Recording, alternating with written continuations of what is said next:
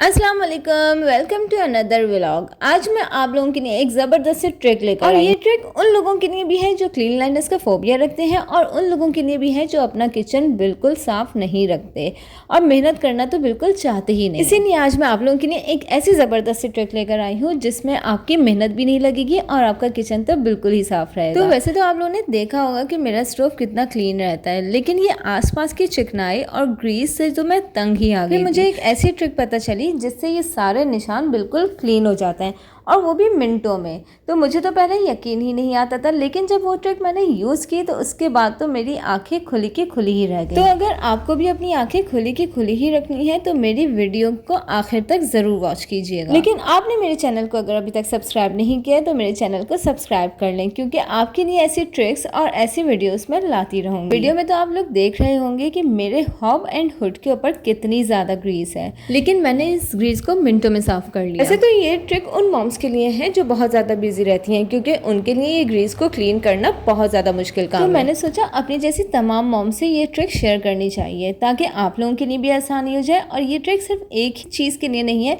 बल्कि उन तमाम चीज़ों के लिए जिनको हम साफ करते करते बाज़ औक़ात थक जाते हैं। तो आइए शुरू करते हैं। ग्रीस क्लीन करने के लिए हमें चाहिए होगा सिरका, ग्लास बाउल, एक ऐसा क्लोथ जिसे हम अपने स्टोव को ढक सकें, किचन टॉवल, डिस्कार्टेड टूथब्रश, सोडा और स्प्रे बॉटल। तो अगर आपके पास ये तमाम चीज़ें हैं तो समझ जाएं कि आपकी मुश्किल बिल्कुल आसान हो गई है। यहाँ हम ग्लास बाउल में हाफ कप पानी लेंगे, उसी के साथ 2 टीस्पून सोडा और 1 टेबल स्पून सिरका डालेंगे। और यहाँ चूंकि मैं आपको एक ट्रिक से 2 चीज़ें साफ करना सिखाऊंगी, तो सबसे पहले हमने माइक्रोवेव में 1 मिनट के लिए सिरके और सोडे और पानी को गर्म करने रख दिया। और चूंकि माइक्रोवेव इस्तेमाल करना तो आसान है, लेकिन उसको साफ करना बहुत मुश्किल काम।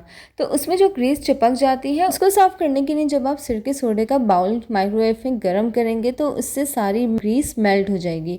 बस उसी बाउल से आपने टॉवेल में पानी जज्ब करना है और उससे माइक्रोवेव को क्लीन करना है। इस तरीके से आपकी माइक्रोवेव की जो स्मेल होगी वो भी ख़त्म हो जाएगी और सारी ग्रीस साफ़ भी हो जाएगी। और आप देख रहे होंगे कि मैंने किस तरह से साफ़ किया और मेरा क्या रिजल्ट निकला। और अब आते हैं हम दूसरी चीज़ पे, जो कि बहुत ही इंपॉर्टेंट है। इस पानी को हमें ज़ाया नहीं करना, बल्कि इसी से हमें दूसरी चीज़ को भी क्लीन करना है। इस बाउल का बचा हुआ पानी अपने स्प्रे बॉटल में डाल लीजिए और साथ ही उसमें 1 टीस्पून सोडा और 2 टेबल स्पून सिरका डालना है। और अब जो क्लॉथ हमने स्टोव पे ढकने के लिए लिया था वो हम स्टोव के ऊपर ढकेंगे, ताकि जब हम हुड क्लीन कर रहे हो तो उसकी जो ग्रीस गिरेगी वो हमारे स्टोव के ऊपर ना चिपक जाए। अब आपको सिरके सोडे का स्प्रे उन तमाम जगहों पे करना है जहाँ जहाँ आपको क्लीनिंग करनी है, यानी कि हुड पूरा कवर करना है और इसके साथ पूरी वॉल कवर करनी है जो स्टोव के बैक पे होती है। सफाई का मतलब सिर्फ और सिर्फ ये नहीं है कि आपने ऊपरी ऊपरी से पूरी सफाई कर ली तो आपका किचन साफ हो गया, बल्कि सफाई का मतलब ये है कि वो जगह जहाँ आपकी नजर भी ना जाए वो भी साफ सुथरी हो। तब मतलब ये होता है कि आपका घर वाकई साफ है। यहाँ मैंने हुड पे स्प्रे करके 5 से 10 मिनट्स के लिए छोड़ दिया था। जब मैं इसको साफ करने लग गई हूँ तो आपके सामने है कि टॉवल कितना स्मूथली इसको क्लीन करता जा रहा है। अगर ग्लास पे से आपको इतना रिजल्ट नजर नहीं आ रहा तो फिर आप इसका ये प्रूफ देखें, ये सामने से आपको मैल नजर आ रही है। अब आप देखें कि इसके ऊपर से मैंने रब किए बगैर कैसे स्मूथली क्लीन कर दिया। और बल्कि ना ही सिर्फ क्लीन हुआ, बल्कि इसमें आप देखिए कि शाइन कितनी ज्यादा है। इसी तरह ऊपर वाला ग्लास क्लीन करने के बाद नीचे वाले ग्लास पे ग्रीस नजर आ रही हो, लेकिन वो भी आप देखें कि कितना स्मूथली क्लीन हो रहा है। और ये दूसरा मैजिक जिसे आप देख रहे होंगे कि इस कदर मैल होने के बावजूद कितने ईजिली क्लीन हो गया। और ये हमारे हुड का दूसरा साइड था जिसे कितना ईजिली मैं क्लीन करती जा रही हूँ और साथ साथ शाइन भी आती जा रही है। बल्कि साथ साथ आप देख रहे होंगे कि जो किनारे हैं जहाँ तक हमारा हाथ भी नहीं जाता वहाँ पर स्प्रे का पानी जाने की वजह से वो जगह भी अच्छे से क्लीन हो रही है। और ये हमारे हुड का अपर साइड कंप्लीट हो गया। और आप इसको नीचे से भी वाज़ेह तौर पे देख रहे होंगे कि अब क्लियरली आर पार कैसा नजर आ रहा है। इसके बाद हमने फ्रंट क्लीन किया और वैसे ये ट्रिक मैं वंस अ मंथ ज़रूर यूज़ करती हूँ, वो इस वजह से कि पूरे महीने की जो भी ग्रीस वगैरह चिपकी हुई होती है वो इतना ईजिली क्लीन हो जाती है। उसके बाद मैंने सिर्फ और सिर्फ एक हाथ फेरना होता है और मेरा स्टोव हुआ या मेरा हुड हुआ या मेरे किचन की कोई भी चीज़ हुई वो ईजिली क्लीन हो जाती है। स्क्रू वगैरह जो है वो भी आप देखें कि कितने अच्छे से क्लीन हो गए। अगर आपको लगता है कि आपके हुड में या स्टोव में बहुत ज़्यादा ग्रीस है तो आप स्प्रे अगेन हर थोड़ी देर के बाद आप स्प्रे करके उसको जब भी क्लीन करेंगे तो बहुत ज़्यादा मेहनत की ज़रूरत नहीं पड़ेगी। और चूंकि मेरे स्टोव के बैक साइड के ऊपर भी बहुत ज़्यादा ग्रीस इसलिए मैंने इसको बहुत पहले से ही स्प्रे करना शुरू कर दिया। ग्रीस वाली जगह पे बार बार स्प्रे करते रहे, बहुत देर तक की नहीं छोड़ेंगे तो फिर मैल खुद ब खुद ऊपर आ जाता है। आपको ज़्यादा रगड़ने की ज़रूरत नहीं पड़ती और सिर्फ एक कपड़े का हाथ मारना है और वो साफ़ हो जाता है। और आप यहाँ देख रहे होंगे कि मेरे हुड की जालियों पर कितनी ज़्यादा ग्रीस है। इस तरह की ग्रीस की बात तो मैं आपसे यकीन के साथ कह सकती हूँ कि आप सिवाय इस ट्रिक के किसी और तरह से इसको साफ़ ही नहीं कर सकते। क्योंकि इसके अंदर वाली जो ग्रिल है उसके ऊपर भी काफ़ी ग्रीस है, लेकिन उसको क्लीन करने के लिए हमें हुड को खोलना पड़ता है। लेकिन जब मैंने स्प्रे किया तो आप देख रहे होंगे कि अंदर वाली ग्रिल भी काफ़ी हद तक साफ़ होने लगी है। जब मैंने उसके ऊपर ब्रश फेरा तो उसके सारी मैल ब्रश के अंदर आ गई। और ये हो गया हमारा वन साइड कंप्लीट। आपको वाज़ेह फ़र्क नज़र आ रहा होगा। तो बस इसी तरह पीछे वाली साइड को भी क्लीन कर लेते हैं। इसके बाद ही बराबर वाली साइड के ऊपर देखेंगे तो चूंकि उसके नीचे मैं ज़्यादा खाने बनाती हूँ इसलिए बहुत ही ज़्यादा गंदी हो रही थी, तो इसलिए मैं इसको बार बार स्प्रे ही करती हूँ। और बार बार स्प्रे करने का फ़ायदा तो आपको अलग ही नज़र आ रहा होगा कि कितनी आसानी से मैंने क्लॉथ को सिर्फ फेरा है और वो क्लीन हो गया। इसी तरह ब्रश को सिर्फ और सिर्फ अंदर की जालियों की वजह से फेरना पड़ रहा है। सारी मैल ब्रश में आ जाती है और अंदर की जालियां भी काफ़ी साफ हो रही हैं। बस मिनटों में ही हमारी 3 साइड्स तो कंप्लीट हो गया और चूंकि अब लास्ट फ्रंट साइड रह गया था तो मैंने इतनी बार स्प्रे किया कि इसकी सारी ग्रीस मेल्ट हो गई और कितनी ईजिली ये देखें कि आप क्लीन होता जाए। सिर्फ वन टाइम मुझे क्लॉथ को ऊपर से नीचे फेरना पड़ रहा है और ग्रिल पूरी की पूरी साफ होती चली जा रही है। ना ही आपको बहुत जोर से रगड़ना पड़ रहा है और ना ही आपको बहुत ज्यादा मेहनत लगाने की जरूरत पड़ रही है। बस लगाया, छोड़ा और साफ किया। तो इसी तरीके से आगे वाली ग्रिल को भी मैंने देखे ब्रश से साफ किया तो कितनी ज़्यादा मैल निकली, तो काफ़ी हद तक अंदर वाली ग्रिल्स भी क्लीन हो चुकी थी। तो ये देखें मेरा हुड लग रहा है ना आपको कि बिल्कुल न्यू है। तो इसी तरह आप अपने किचन की भी काफ़ी चीज़ों को नया बना सकते हैं। और ये फिल्टर कहूँ मैं क्या कहूँ, मुझे इसका नाम नहीं पता, तो अगर आपको पता हो तो ज़रूर कमेंट बॉक्स में बताइएगा। इसको भी मैंने थोड़ी देर तक के लिए सिरका सोडा में डिप कर दिया था, तो देखिए कितना क्लीन हो गया। उसके बाद हमारी टर्न आती है स्टोव के पीछे वाली वॉल पे। स्टोव के पीछे वाली वॉल भी अक्सर बहुत ज़्यादा ग्रीसी हो जाती है क्योंकि जब हम खाना बनाते हैं और उसकी छींटें उड़ती हैं तो वॉल तो गंदी होनी ही है।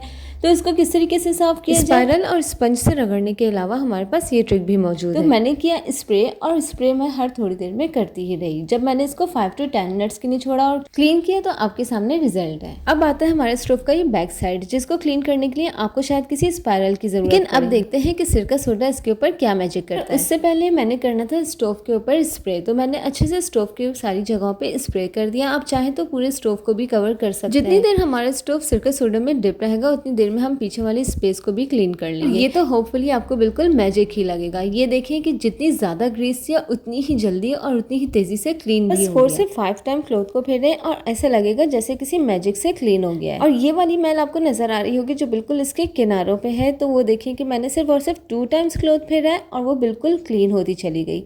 उसके साथ ही जो मैल किनारों पे भी फंसा हुआ होता है वो भी क्लीन होता है। इस जगह को क्लीन करने में मुझे सबसे ज्यादा मजा आता है क्योंकि जब ये क्लीन हो जाती है तो आप इसके ऊपर कपड़ा रखें तो वो स्मूथली स्लिप होता है। ये जो कुछ मैल बची है तो इसका भी प्रूफ मैं आपको दे देती हूँ। ये देखें सिर्फ और सिर्फ 2 टाइम्स मैंने क्लॉथ को फेरा और ये बिल्कुल क्लीन हो गया। बस इसी तरह अब हम स्टोव को लेंगे। स्टोव करने से पहले हम अपने क्लॉथ को यानी टॉवल को अच्छे से वॉश कर लेंगे ताकि उसके ऊपर जो ग्रीस लगी है वो हमारे स्टोव पे ना चिपक जाए। उसके बाद जो हमने स्प्रे किया था उसके पानी को क्लीन कर लीजिए। इसके ऊपर जहाँ जहाँ आपको निशान नजर आ रहे हैं, ज्यादा गहरे निशान है, उसके ऊपर सोडा डाल के कुछ कतरे सिरके के डाल बस इसको भी आप 2 मिनट्स छोड़ने के बाद एक एक करके सारे बर्नर्स क्लीन करते हैं। स्टोव को क्लीन करने के लिए भी हमें ब्रश की ज़रूरत होती है, वो इस वजह से कि बहुत ज़्यादा किनारों पे हमारा हाथ नहीं जा सकता और वो किनारे जब गंदे रह जाते हैं तो स्टोव पूरा ही गंदा लगता है। तो इसलिए जब हम ब्रश यूज़ करेंगे तो फिर उसके किनारे भी क्लीन होते रहेंगे। यहाँ आप देख रहे होंगे कि मेरा एक बर्नर कितना अच्छे से क्लीन हो गया है। इसी तरह मैं दूसरे यानी छोटे बर्नर को जो कि बहुत ही ज़्यादा गंदा हो रहा था अब उसको क्लीन करूंगी। बस यहाँ आपको ब्रश से मेहनत करने की ज़रूरत पड़ेगी। वो इस वजह से कि जब आप ब्रश से काफ़ी इसको रब करेंगे तभी तो स्टोव क्लीन होगा। अब ऐसा भी नहीं हो सकता कि हमने डाला और बिल्कुल ऐसे ही क्लीन कर दिया तो वो क्लीन हो गया। जब इतने दिन किचन में मेहनत करके खाना बना के इसको गंदा कर ही दिया है तो थोड़ी बहुत मेहनत से इसको साफ भी करना पड़ेगा। ये देखिए मेरा ये छोटा बर्नर जो सबसे ज़्यादा गंदा हो रहा था कितना ज़्यादा साफ हो गया। यानी कि आपने साफ तो किया ही किया, इसके साथ साथ उसमें बिल्कुल नए स्टोव की तरह शाइन भी आ गई। आते हैं तीसरे और आखिरी बर्नर की बारी। तो आप देख रहे होंगे कि इसने तो जंग ही छोड़ दिया है, तो ये तो एक मैजिक ही हो गया। बस इसको थोड़ा सा आपने रब किया और उसका सारा जंग भी क्लीन हो गया और सारी गंदगी जो लगी हुई थी, जो मैल लगी हुई थी, जो पीलाहट लगी हुई थी, वो भी साथ साथ क्लीन होती गई। और ये देखिए, ये मेरी बर्नर की प्लेट है जो कि बहुत ज़्यादा गंदी हो रही थी क्योंकि मैंने इसको काफ़ी दिन से छोड़ा हुआ था। लेकिन चले कोई बात नहीं, इसको भी क्लीन कर भी सोडा डालें, सिरका डालें, कुछ देर के लिए छोड़ें और उसके बाद इसको थोड़ा सा स्पायरल से रब करें और ये देखें इसका रिजल्ट ये आया। ये सारे रिजल्ट्स आपको दिखाने का मकसद सिर्फ और सिर्फ ये है कि मैं आपको मोटिवेट कर सकूं कि आप भी अपने किचन को इसी तरह क्लीन करते रहा करें, क्योंकि गंदे किचन में काम करने में भी मज़ा नहीं आता और जब कोई गेस्ट आके उसको देखे तो आपको ही शर्मिंदगी होती है। तो बस ये आज का हमारा हैक था, ये हमारी ट्रिक थी। इस ट्रिक को आप भी ज़रूर ट्राई कीजिएगा। अगर आपको पसंद आए तो फिर मेरी वीडियो को लाइक भी कर लीजिएगा, चैनल को सब्सक्राइब कीजिएगा और फिर अपने फ्रेंड्स में ज़रूर शेयर कीजिएगा, क्योंकि ऐसी बात शेयर करना जिससे किसी का फ़ायदा हो वो भी सदका जारिया है। और जी बस आज के लिए इतना ही काफ़ी है। तो मिलते हैं नेक्स्ट व्लॉग में। अपना ख्याल रखिएगा, मुझे दुआ में याद रखिएगा। अल्लाह हाफिज़।